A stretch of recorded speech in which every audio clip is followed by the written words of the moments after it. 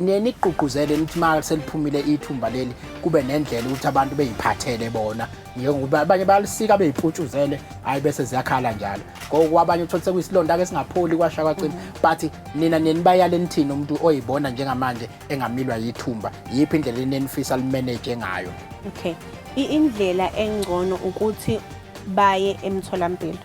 Either uya kudokotela wakho noma uya ekliniki noma uya kuphi esibhedlela ngoba inkinga ukuthi so ngoba ngithi ibangwa ama-bacteria so ungeke wazi ukuthi mhlambe iyiphi bacteria i-treatment yakhona futhi kanjani ayifani uzothi uthi uyaliputshuza njengala abala sebusweni ayingozi kakhulu ukuthi ungabe uthi uyaliputshuza liyangena li-track liye kuphi engqondweni ugcina usuba nani ne-meningitis so akusiwona wonke sasingathi ungawaputshuza wena ekhaya okungcono ukuthi uye esibhedlela bakubone bakujove kunamaphilisi uma ngabe selikhameka ke uma ngabe bona belibona ukuthi le ndabeni engekho dangerous ukuthi noma liputshuke ekhaya ungaliputshuza uma ngabe besaqinile the time ufika eclinic noma esibhedlela kube yiba baku-advise but I would not advise ukuthi emakhaya siputshuzane ini amathumbu especially ebusweni